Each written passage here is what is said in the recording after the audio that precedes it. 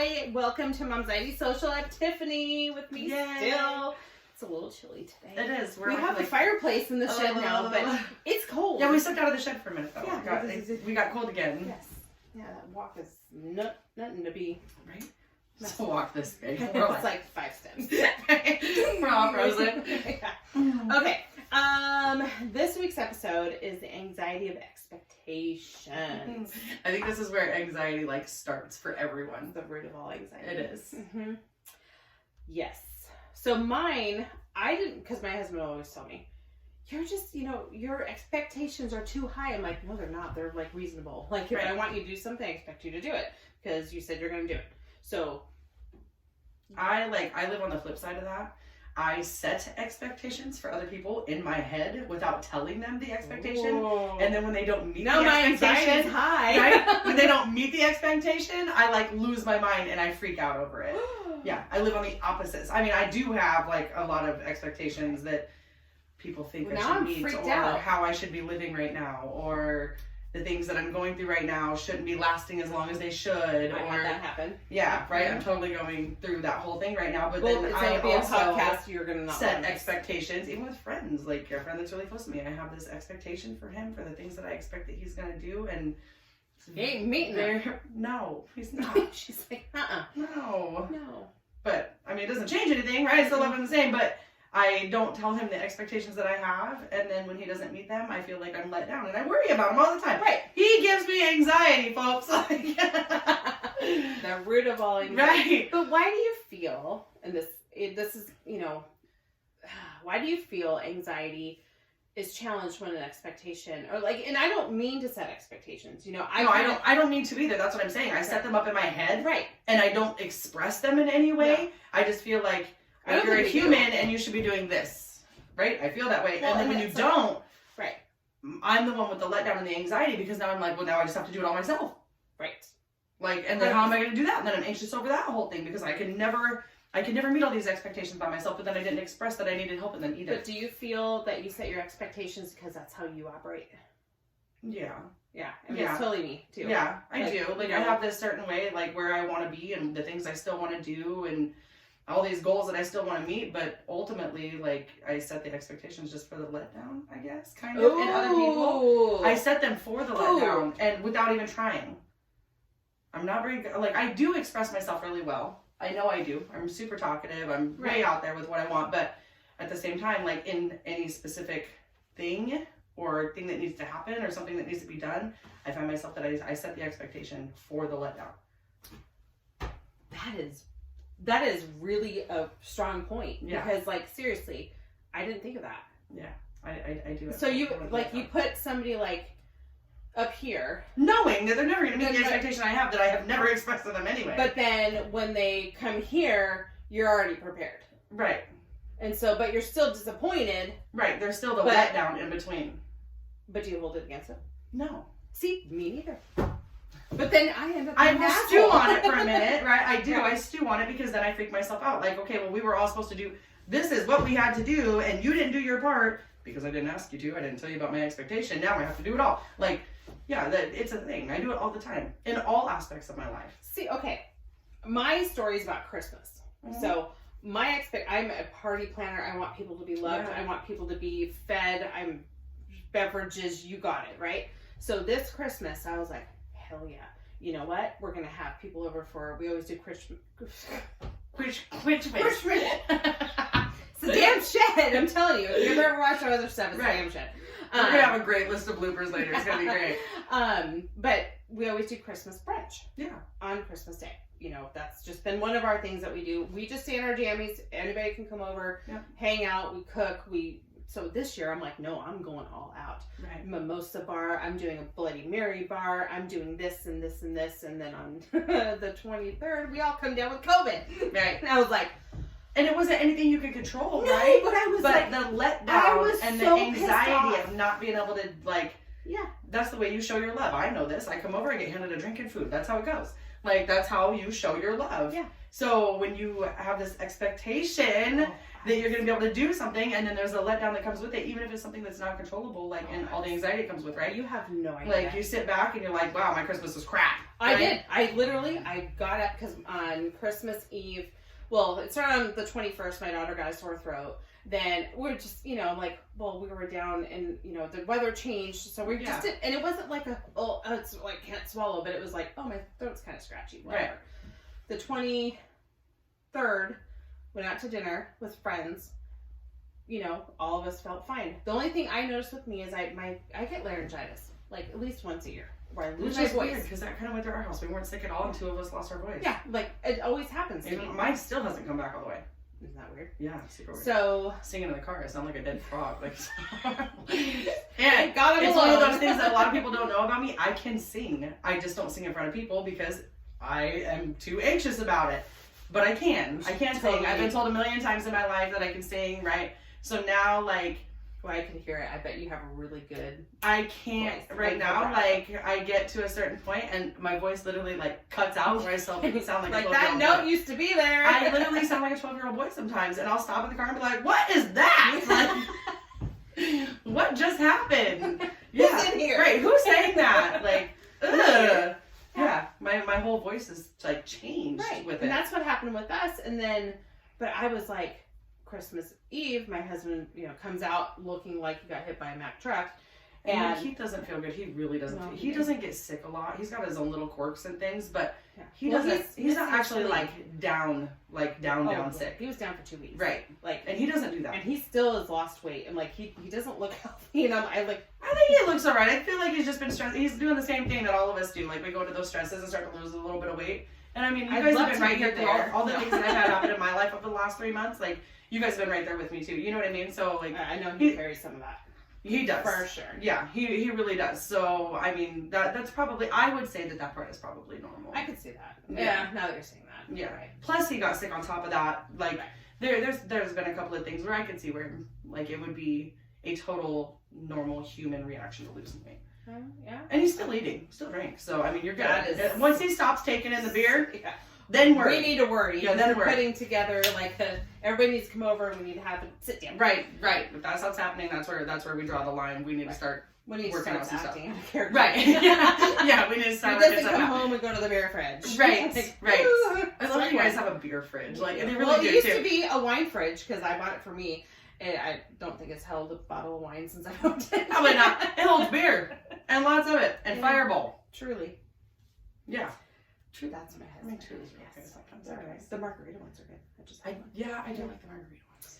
So yeah, I was a baby on Christmas. I totally was a pouty. Like, I had a one-man party with a champagne bottle. I just popped it, came and sat down, and I watched my Christmas movies all day. And that's okay. And I was a pouty mess through the holidays anyway, right? Mm-hmm. And not just because of the stuff that I've had going on. So, like, it just, I don't know. This year was hard. This year's was hard. Holidays were really, really hard this year. I didn't want to do any of them. I had no intention of, I was just like, nope.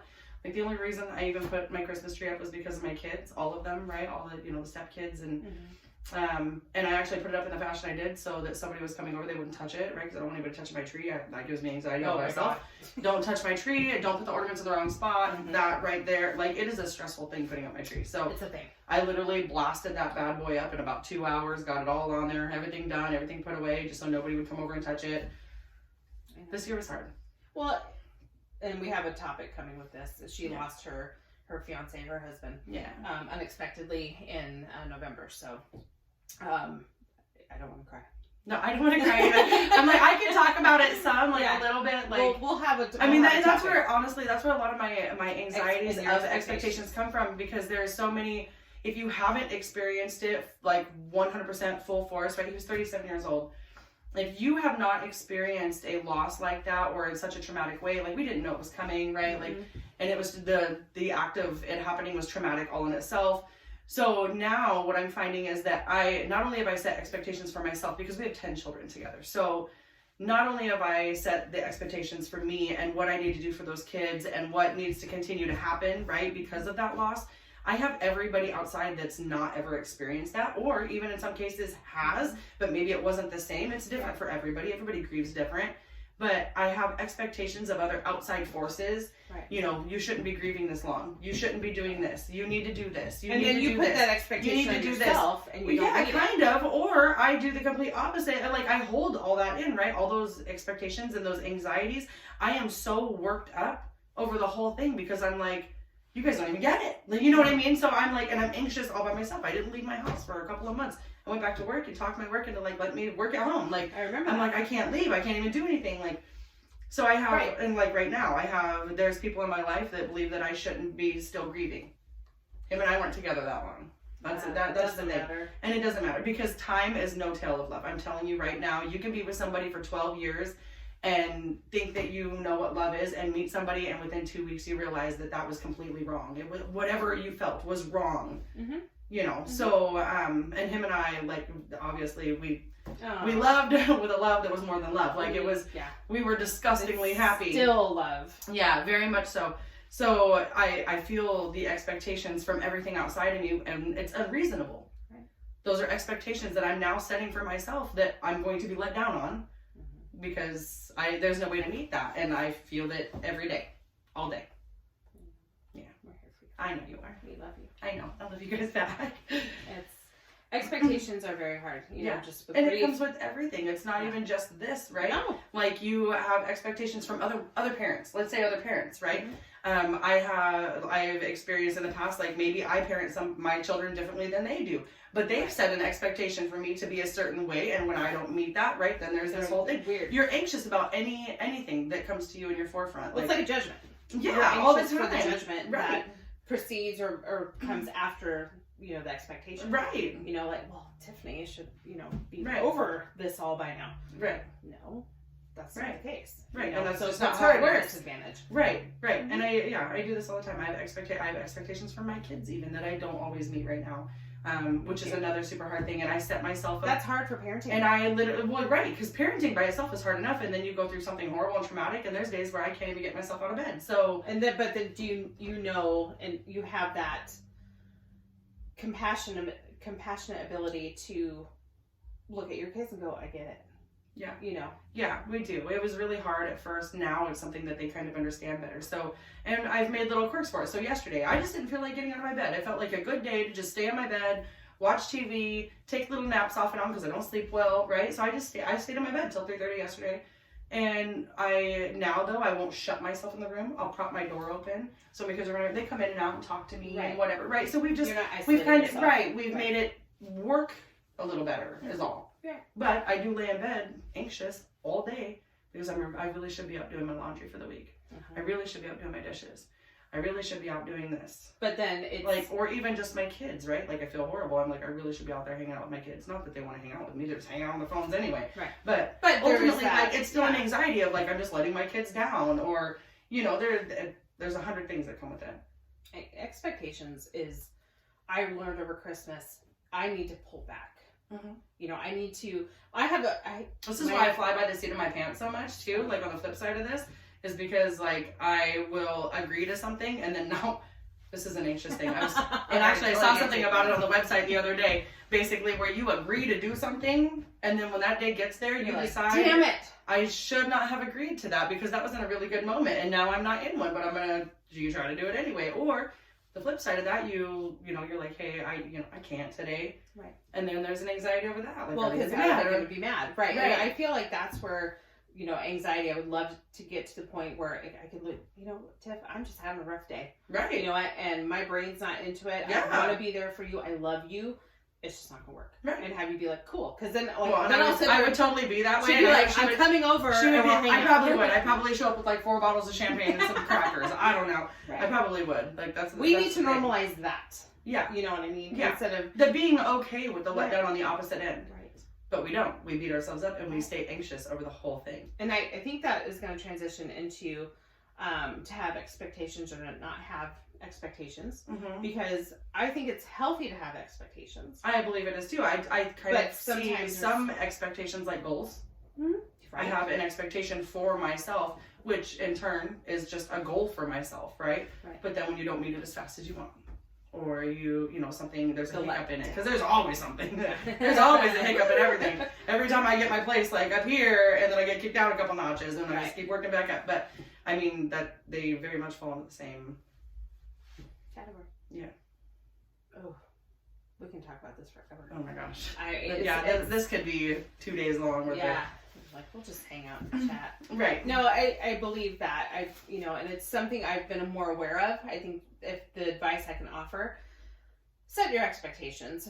Have kind of levels. Like, you know, you're like, for me, my biggest expectation over Christmas was spend time with family and friends that I love, right? And have them fed well, taken care of, gifted, you know, that was just my vision. And I think that's where I get messed up, because I have such creative and imaginative, like, I could see people walking around with their plates and making, you know, I have that in me. And so when it doesn't happen, I'm just like, I wasted all that brain power. Right. You know, and now I'm sitting there. Letdown. Right. And my husband's been sleeping for 6 hours on Christmas Day. My daughter's sleeping. I'm sitting here watching Hallmark, which isn't a bad thing. Right. But, you know, I just felt like, but then I felt disappointed, but then what happened, and this has never happened to me, I thought, you know what? I'm with the people that I love. And the people that I'm not near right now love me, and I love them, and they understand. Like, there was that clarity with this whole thing. But, you know, it was still, I still have all the crap for them. We'll just have to have a mimosa bar and margarita bar. Totally good for it. A Bloody Mary bar. Totally good for it. So, but it's just, I've learned, set the bar, but have your, you know, just kind of like, okay, it may if not nothing work out. else, be aware of the letdown that comes with that. Right. Be aware. Don't just fall from grace. Right. I guess is basically what I'm saying. I think my advice for it, honestly, because of where I'm at in my situation right now, is just use your voice. Tell people what your expectations are. That way, when you're let down, you know, they knew. At least they knew. You can feel better about it. Then, when you're a little bit angry, and you're like about it, right? At least then they understand. Use your voice, though. Yeah. Oh, that's definitely. Yeah. Absolutely. All right, you guys. It's been fun. I love these episodes. Right. They're helping me. Right. Me All too. right. We'll see you next week. Have a good night. Bye guys.